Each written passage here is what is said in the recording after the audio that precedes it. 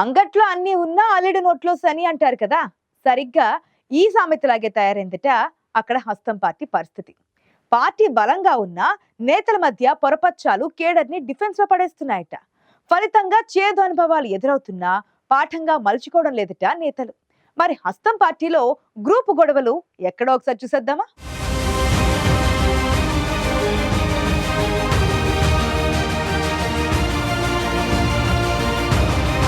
కాంగ్రెస్ పార్టీకి కంచుకోటని చెప్పుకునే నియోజకవర్గాల్లో ఒకటి సూర్యాపేట. ఈ సెగ్మెంట్లో గ్రామ గ్రామాన పార్టీకి బలమైన కేడర్ ఉంది. అయినా వరుస పరాజయాలు కాంగ్రెస్ శ్రేణులను కలవరపెడుతున్నాయి. త్రుటిలో విజయం చేజార్చుకున్నామన్న ఆవేదన 3 పర్యాయాలుగా సాగుతూనే ఉంది.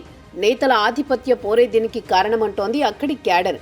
కాంగ్రెస్ పార్టీ అధిష్టానం కూడా ప్రతిసారి కేడర్ అభిప్రాయంతోనే ఏకీభవిస్తూ వస్తోంది. 2009 నియోజకవర్గాల పునర్విభజన తర్వాత సూర్యాపేట సెగ్మెంట్ జనరల్ స్థానం అయింది. అంతకు ముందు ఎస్సీ రిజర్వ్డ్ గా ఉండేది. 2009లో రామ్రెడ్డి దామోదర్ రెడ్డి విజయం సాధించగా ఆ తర్వాత జరిగిన 3 ఎన్నికల్లోనూ ఆయన పరాజయం పాలయ్యారు. అయితే 2018, 2023 ఎన్నికల్లో మాత్రం వర్గపోరు కాంగ్రెస్ పార్టీకి డ్యామేజ్ చేసిందనేది సూర్యాపేటలో ఓపెన్ సీక్రెట్.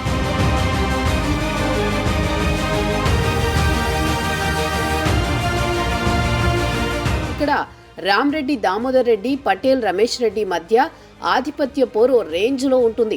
2023 ఎన్నికల సమయంలో వీరిద్దరి వైరం అధినాయకత్వానికి పెద్ద తలనొప్పిగా మారింది. దామోదర్ రెడ్డి అభ్యర్థిత్వాన్ని వ్యతిరేకిస్తూ పటేల్ రమేష్ రెడ్డి వర్గం చేసిన రచ్చ అప్పట్లో సంచలనమైంది.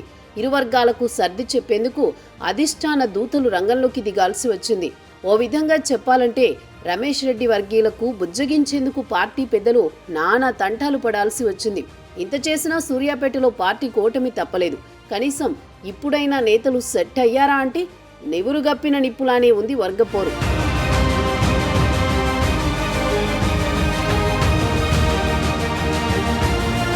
పటేల్ రమేష్ రెడ్డి ప్రస్తుతం కార్పొరేషన్ పదవిలో ఉండగా రామ్రెడ్డి దామోదర్ రెడ్డి సూర్యాపేట కాంగ్రెస్ ఇన్ఛార్జిగానే ఉన్నారు.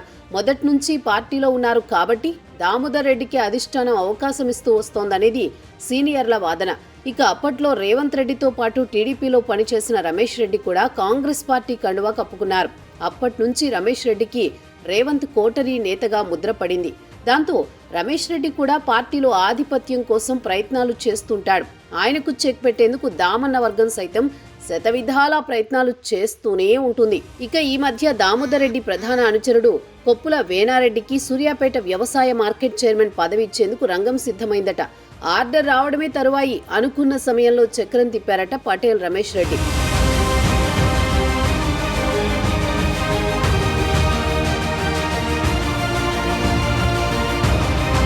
అంతా అయిపోయిందని సంబరాలకు సిద్ధమైన దామోదర్ రెడ్డి వర్గానికి ఊహించని షాక్ తగిలింది.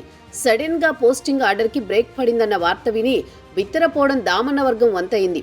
వేనారెడ్డికి మంత్రి ఉత్తమ్ కుమార్ రెడ్డి మద్దతు ఉన్నా ఆర్డర్ క్యాన్సిల్ కావడం వెనుక రమేష్ రెడ్డి హస్తముందని దామోదర్ రెడ్డికి ఎవరో ఒప్పందించారట. దాంతో రమేష్ రెడ్డిపై గుర్రుమంటోందట దామోదర్ రెడ్డి వర్గం. ఇక వేనారెడ్డి అయితే తన నోటికాడి ముద్ద లాగేశారని తెగ బాధపడుతున్నారట. మొత్తానికి సూర్యాపేటలో నేతల వర్గపోరు ఎఫెక్ట్ తరచూ ప్రత్యర్థులకు కలిసొస్తోందని పార్టీ శ్రేణులు కలవరపడుతున్నాయి. ఇంత జరుగుతున్నా ఎవరూ తగ్గరా అంటూ కేడర్ మండిపడుతోంది. ఇటు అధిష్టానం కూడా సీరియస్ గా తీసుకోకపోవడంతో వర్గపోరుకు బ్రేక్ పడడం లేదన్న టాక్ వినబడుతోంది. చూడాలి మరి వీరి ఆధిపత్య పోరుకు అంతం ఎప్పుడనేది.